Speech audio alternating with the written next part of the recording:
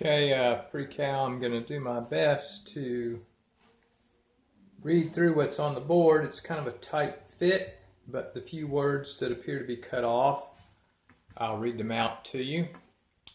Okay, so let us begin. These are the half-angle identities for trigonometry, specifically for cosine, sine, and tangent.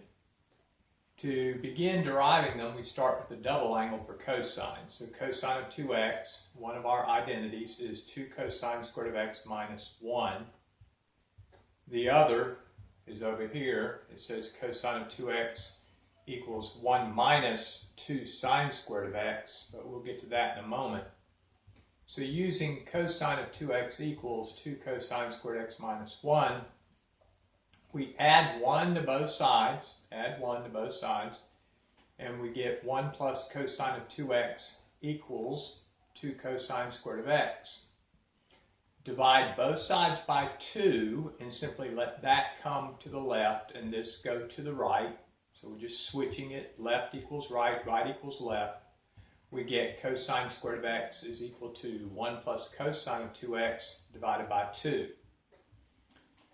We square root both sides, but knowing that cosine x can be in one of 4 quadrants, 2 of them cosine is positive and 2 of them cosine is negative, when we undo the square, we pick up plus or minus. We undo a square by using a square root.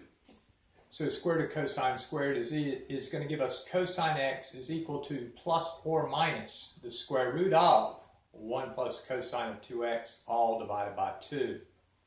The next is a substitution step. In order to properly call this a half-angle identity, we'll allow x to equal a over 2, where a also stands for an angle. Then if we multiply both sides of x equals a over 2 by 2, then we get that 2x is equal to a. I think this is cut off on the video. If it's partially cut off here, listen again as the pointer stick travels. It says x is equal to a over 2, and below that it says 2x is equal to a. This implies we can change the formula from cosine of x to cosine of a over 2. So cosine of x equals becomes cosine of a over 2 equals plus or minus the square root of 1 plus cosine of a, because recall, if x is a over 2, then a is equal to 2x. So we can substitute for 2x the value a. And this is our first half-angle identity, and it's for cosine. So you'll want to have it written down or have it handy when you go to do the exercises. Cosine of half of an angle is equal to plus or minus the square root of 1 plus cosine of the whole angle divided by 2. This formula allows us to calculate things like cosine of 15 degrees or cosine of pi over 12, whereas previously those were not on our unit circle and we had no means for doing it. Well, after today, we do. Doing the same kind of thing, but starting with the other double angle identity, that is cosine of 2x equals, and this says 1 minus 2 sine squared x. Again, cosine of 2x equals 1 minus 2 sine squared of x, making the same types of manipulations that we did up here. We do them down here and we get another identity. Sine of a over 2 is equal to plus or minus the square root of 1 minus cosine of angle a divided by 2. Notice how similar these two half-angle identities are. They're not hard to remember. Remember, cosine was our even function.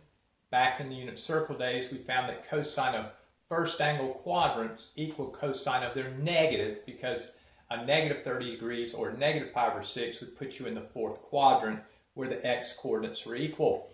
So cosine of, even if this was a negative, turned out to be a positive. So if you think about that, the half-angle identity for cosine has a plus sign in it, whereas angles in the 1st and 4th quadrant for sine, sine being the y-coordinate, have opposite signs. So if you think of it that way, then to remember sine of the half angle, it has the minus sign in it. Sine spit out the negative. Cosine was the good cousin who ate the negative. That's another way to try to remember it. Very similar. The half angle identities are very similar. Sine has a minus sign in the numerator. Cosine has a plus sign. Now, I'm going to explain to you the substitution and algebra involved, you just need to know the results. Tangent being sine over cosine, tangent of a over 2, we could take sine of a over 2, which is this radical, and put it on top of cosine a over 2, which is this radical, and plus or minus divided by plus or minus, depending on what order you do it in, you still get plus or minus. Sine over cosine, if you put square root over square root, you could do square root of, a big old square root of this fraction over that fraction. The 2's would cancel. You'd be left with a big old square root with 1 minus cosine a in the top, or the numerator, and 1 plus cosine a in the bottom, or the denominator. These last two come from rationalizing this radical expression. If I multiply this up under the square root, top and bottom, by 1 minus cosine a, then I have square root of the square of 1 minus cosine a, which will cancel and give me 1 minus cosine a. The bottom, if I do 1 plus cosine a times 1 minus cosine a, that's the difference of squares, so that would give me 1 minus cosine squared a. But we know from the Pythagorean identity, 1 minus cosine squared a is sine squared a, and square root of sine squared would be sine. Doing the same kind of thing, but multiplying top and bottom by 1 plus cosine a, we'd end up with the sine a on top and plain old 1 plus cosine a on bottom. Now, which of these three would you use if you're doing half angle for tangent? Simply depends on what was given to you and what you felt like doing for a particular reason. But any of the three will work. So one more time, have handy the half angle identity for cosine, the half angle identity for sine, and one of the three half angle identities for tangent. I'll show you one example momentarily. Okay, now we're going to do an example for half angle identities. Hold on to your hat because the arithmetic can get a little crazy. So we have sine of negative pi over 12, cosine of negative pi over 12, and tangent negative pi over 12 that we want to find. So from the half angle identities on the earlier part of the video, you'll notice that we can call this angle A negative pi over 12, but we want to think of it as negative pi over 12 is equal to half times negative pi over 6. So the arithmetic is the first thing you got to figure out. What do you take half of in order to get the angle that you're working with? So in this case, half times negative pi over 6 is negative pi over 12. So to do sine of negative pi over 12 using the half angle identity, we're going to have that equal to sine of negative pi over 6 over 2, because negative pi over 6 over 2 is the same as half times negative pi over 6. So now we can go to our identity. We know it's not plus or minus. We know it's negative because the angle, and this is cut off over here, the angle negative pi over 12 is in quadrant 4. And in quadrant 4, sine values, which are y coordinates, are negatives. That's why we know to start with the negative right here. Square root of 1, then it's minus cosine of the angle we took half of. So that's cosine of negative pi over 6. Again, cosine either eats the negative, or you think of negative pi over 6 as being in the fourth quadrant. And in the fourth quadrant, cosine being the x-coordinate is positive. And if you locate pi over 6, the x-coordinate is square root of 3 over 2. So we end up with sine of negative pi over 6 over 2 equals negative square root of 1 minus square root of 3 over 2 all over 2. And we simplify that by multiplying top and bottom under the radical by 2 over 2. The 2 distributes, 2 times 1, that gives me this 2. 2 times square root of 3 over 2, the 2's cancel, and that leaves square root of 3. And on the bottom, 2 times 2 gives me 4. Then we have square root of a quotient, which will become a quotient of square roots. So we end up with square root of the numerator. Again, it's negative. Square root of the numerator over square root of 4, which is 2. And that's how we find sine of negative pi over 12. To do cosine of negative pi over 12, all that changes going from sine to cosine of the same angle is that the sign that was a minus here becomes a plus here. And again, because we're in the fourth quadrant, we know that we're not doing plus or minus, we're doing plus or minus. Since fourth quadrant angles give me a negative sine value, fourth quadrant angles give me a positive cosine value. So there's not a negative in front of this square root, it's just a positive square root, and the half angle identity for cosine has a plus sign in the numerator. Again, cosine of negative pi over 6 is the same here as it was up here. So that would turn out to be the square root of 3 over 2. So all this work that was done here, it's the same work we would do here, except we have a plus sign instead of a minus sign. So what we get here is the same, except no negative here and a plus sign here. It'd be the same thing here, no negative here, plus sign here. And so we end up with the exact same thing, just no negative, no negative, no negative, and a plus sign where we had a minus sign. So we don't actually have to do all that arithmetic all over again, since we know it's all the same kind of stuff. Then to do tangent negative pi over 12, again recall negative pi over 12 is in quadrant 4, tangent's y over x, so the tangent value of a fourth quadrant angle will be negative, so there's a negative. Tangent is sine over cosine, so we would have the sine formula over the cosine formula.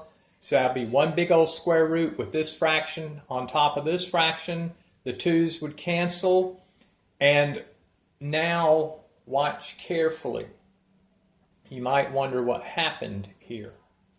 Well, I think what I need to do is I need to come back up here and put this square root on here. Hold 1 second, I've got a boo-boo. Okay, I think I band-aided my boo-boo. Tangent negative pi over 12 would be sine of negative pi over 12 divided by cosine of negative pi over 12. And again, we'd have one big square root because a quotient of square roots is the square root of a quotient. And if this is on top of this, the 2's would cancel. The 2's would cancel. And that would give me negative square root of, this is my numerator, 1 minus cosine of negative pi over 6. And this is my denominator, 1 plus cosine of negative pi over 6. Now, again, we don't have to redo all the work. We simply come up and we know that the 2's are going to cancel. So we end up with this as my numerator. This is my denominator. The 2's will cancel. Negative over positive is a negative. This is my numerator. And this is my denominator. All because tangent, again, is sine over cosine. Now, this last little move, let me move this a little bit. This last little move is not too difficult. Just kind of watch. I'll try to explain it to you.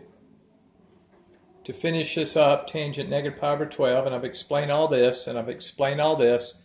If I multiply top and bottom under the square root by 2 minus square root of 3. Again, up under the square roots, top and bottom, 2 minus square root of 3. Then I'm really only multiplying by 1, so I'm not changing the value, I'm just changing the look. The top multiplied by itself, 2 minus square root of 3 times 2 minus square root of 3, would be itself squared. The bottom would be 4 minus 3 if I multiply top and bottom by 2 minus square root of 3, because this would become difference of squares. So I'd have a squared minus b squared, which would give me 4 minus square root of 3 squared, which is 4 minus 3, which is 1. And the square root of 1 is 1. So the whole bottom would just become 1. The top, multiplying 2 minus square root of 3 times itself, would be itself squared. The square root would undo the square, and I'd be left with 2 minus square root of 3.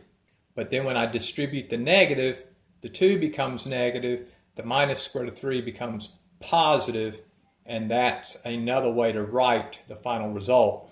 If you got to here doing homework, I would be okay with it. I would not expect you to have to do all the additional arithmetic as long as you used the correct identity and came up with a quotient of numbers that were true for that particular problem.